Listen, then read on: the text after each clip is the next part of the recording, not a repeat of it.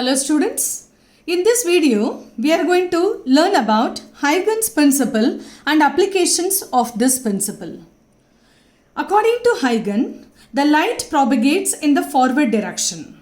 You can see here from the source. Here A, B, C, these are the points. And the light, when it strikes all these points, the particles travel in the forward direction.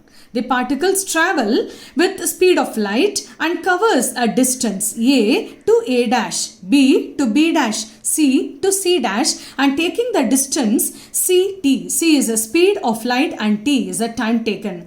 And taking this as a distance, there is an arc which is drawn for the theory to understand. These arcs with the distance CT drawn, they are called here as wavelets.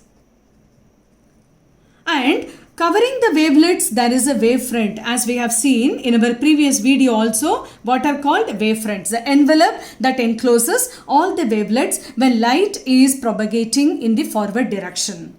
So this is the idea given by Huygen. According to his theory, what are the assumptions? Each point on a wavefront acts as a fresh source of new disturbance called secondary waves or wavelets. So here A has come to A dash, B has come to B dash, C has come to C dash, and hence you can also say that A dash will again propagate in this direction, that will give A double dash, and B also will be propagating, it will give B double dash, and hence here also C double dash, and so on. Therefore, according to Huygen, each point on the wavefront acts as a fresh source of new disturbance. Then A double dash will also produce further A triple dash, B triple dash, etc. and so on. And the secondary wavelets travel in all directions with the speed of light. The new wavefront is given by forward envelope of secondary wavelets at that time. And here also wavelets will be there, here wavelets will be there, and here also wavelets will be there. At every point of its propagation, the new wavelets are formed, and hence they are acting as the fresh source for the secondary wavelets, and so on. And you can see this second point, the secondary wavelets travel in all directions with the speed of light. So these are the assumptions given by Huygen for the propagation of light, that is called here wave theory. And this wave theory is very useful to explain different laws. That is, the number one is law of reflection can be discussed. We can prove it on the basis of wave theory given by Huygen. You can see this is the surface XY, the polished surface, the light which is incident. You can see the light, the rays which are coming, and here the wavelets are there. There are many wavelets we have to assume, but I haven't drawn. So here when the light ray is propagating, when it is incident at one point B, and this ray is still traveling, and the wavelets, and covering the wavelets there is AB. This AB is called incident wavefront, because it encloses the wavelets of all incident light. So AB is the incident wavefront, and here this ray, this wave actually we say, it is incident at the point C. It takes some time. It takes the time T to travel and get incident on this point C, that is on the surface XY.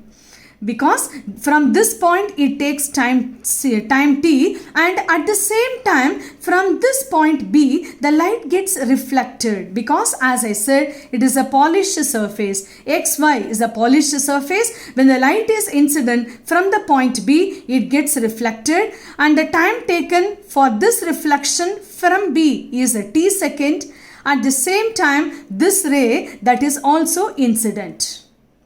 And here this includes all the wavelets of reflected light. From B it is reflected, many more rays will be reflected here. So these wavelets are covered by another wavefront, that is nothing but reflected wavefront, because it encloses wavelets of all reflected light. coming from the polished surface. You can see this is also coming out, and this is also like this. Many more we have to draw, and here n is the normal which is drawn, and here also the normal which is drawn. With respect to the normal, we can draw here what is the angle of incidence for the incident light. Similarly, angle of reflection for the reflected light here, angle R, and this is angle I with respect to the normals.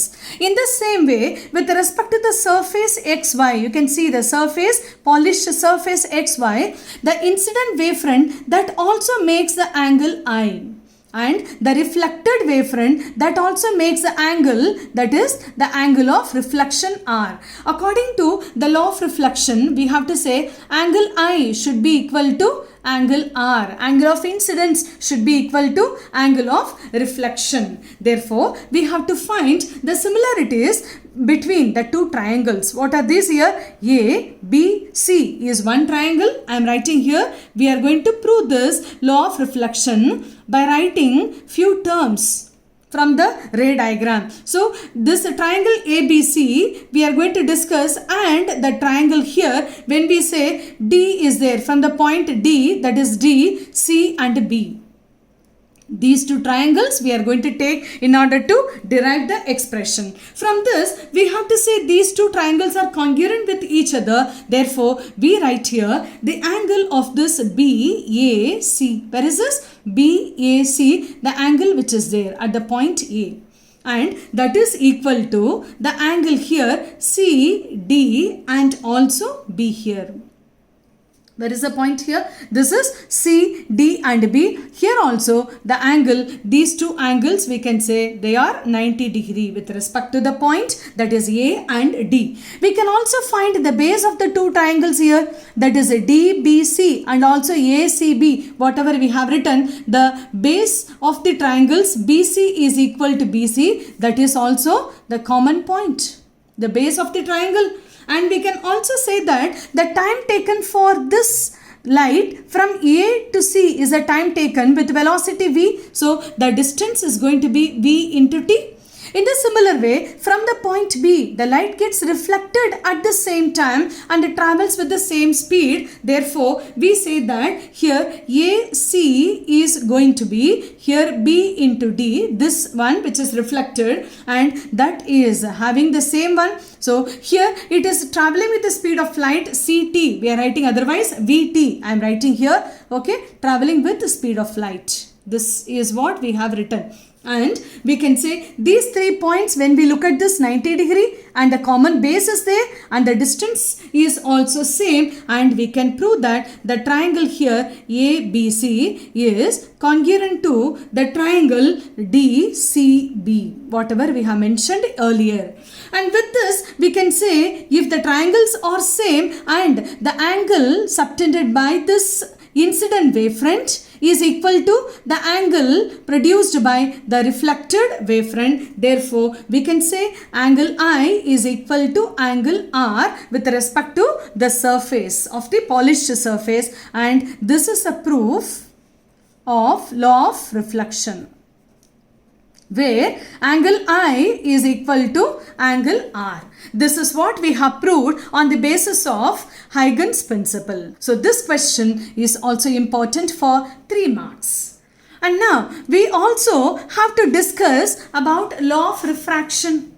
Law of refraction on the basis of Huygen's principle. You can see here there is a rarer medium and here is a denser medium. In the rarer medium, the light travels with v1 velocity.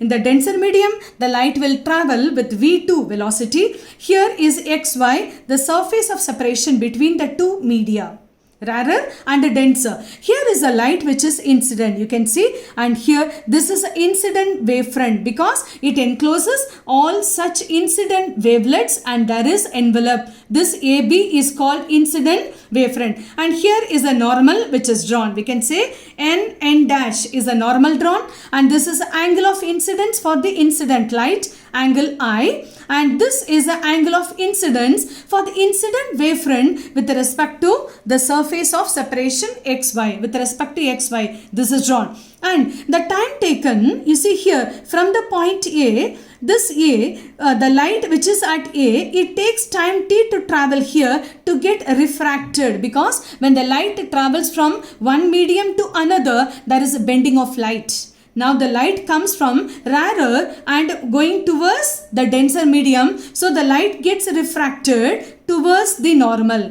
You can see this is the refracted light which travels at a time t with a velocity v2. Therefore the distance AD is nothing but here v2 into t. In the same time t second, the light from B that travels towards C.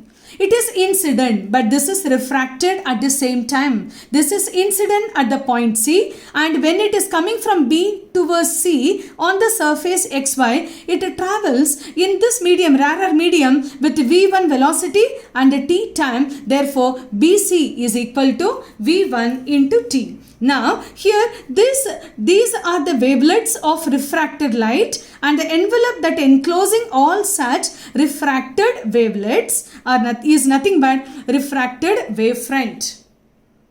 Refracted wavefront. So, we have to prove what is the law of refraction, that is, what is Snell's law based on Huygen's principle. From the triangle ABC, what is sine I? We have to write. Sine I is going to be, with respect to this, it is BC upon AC. So, I will be writing here BC upon AC, that is equal to V1 into T. BC is equal to V1 into T upon AC.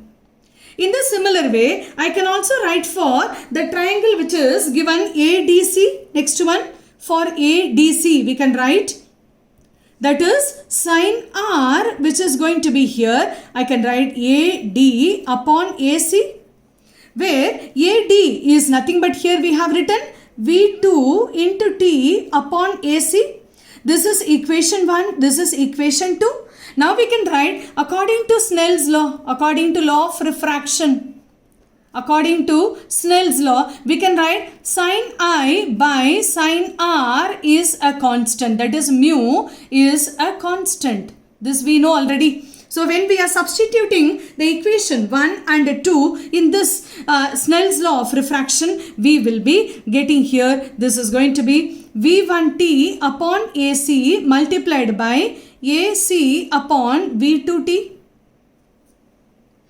And we will be getting, after cancelling this, sine I by sine R is going to be V1 upon V2. This is a constant as we have discussed for the refractive index of the material medium. So, this is the proof for law of refraction.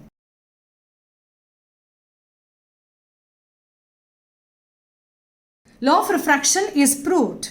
So, this question is also very important. Every year you get at least one question based on Huygen's principle. So, we have to learn this thoroughly. I hope you understood this concept very well. Thank you for watching.